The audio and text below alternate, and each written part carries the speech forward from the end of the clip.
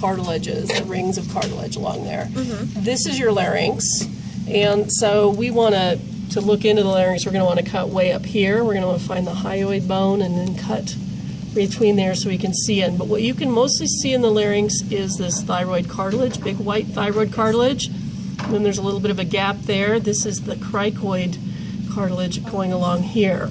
So if you're looking at this model, there's your thyroid cartilage, there's your cricoid cartilage. So it's just laying down like this, same order. So then your trachea extends from the bottom of the larynx all the way down, and behind the heart is where we're going to be able to see where it splits into the lungs. And there's a lot of kind of dissection that needs to be done. Look how long their trachea is compared to ours, because they're long and, you know, skinny. Can you see where this is splitting right here? One bronchus. The right bronchus is heading into the right side, and then the left bronchus is heading over into the left side. All right, main bronchi, just kind of big split there. There's the end of the trachea there. Just stops there and it splits into your two main bronchi.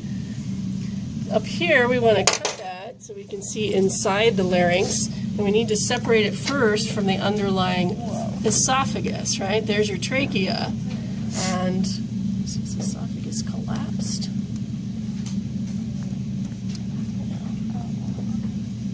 So you see all that connective tissue is kind of anchoring it in place, and we just cut it so that we could get up here and then find the end of that. Oh my gosh, it's all the way up there. Yeah. Well, think about where your hyoid bone is, right? Right up under there. So you have to get all the way up there to cut this.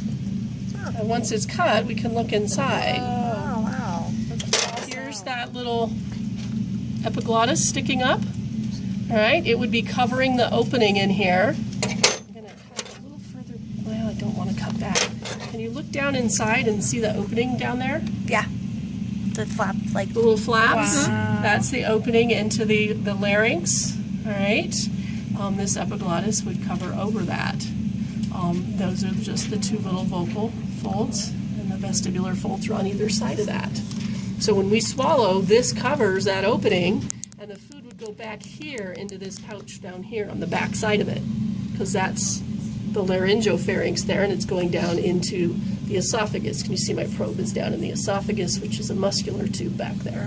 When we breathe, the air goes between these two vocal cords and down into the trachea. okay.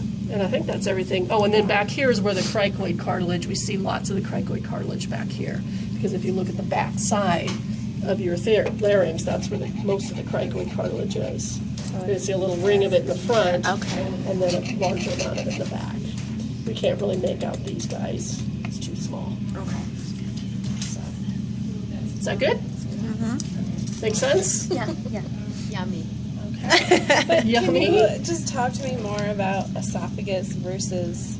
Well, the esophagus is just the muscular tube that descends from the pharynx to go to the stomach.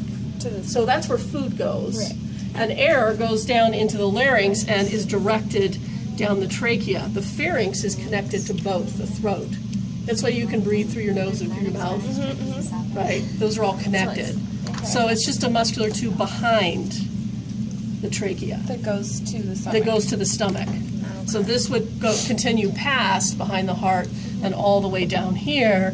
And in the next, actually, when we do the dissection lab, you'll be following it. Really? Down here, right next to it'll go next to the aorta, the abdominal aorta, and it passes through the opening here in the diaphragm and into the stomach here. You can see it. That's where it enters into the stomach. How does the epiglottis know to close prior to? Well, swallowing is something we'll talk about in the digestive chapter. When you push food back to the back of your oropharynx, it triggers some pressure receptors there. Okay. Those send the information up to a swallowing center in your medulla, and then it coordinates the actions of closing the epiglottis, raising up the pharynx to block off the nasal cavity, and so then the muscles contract and push the food into the esophagus.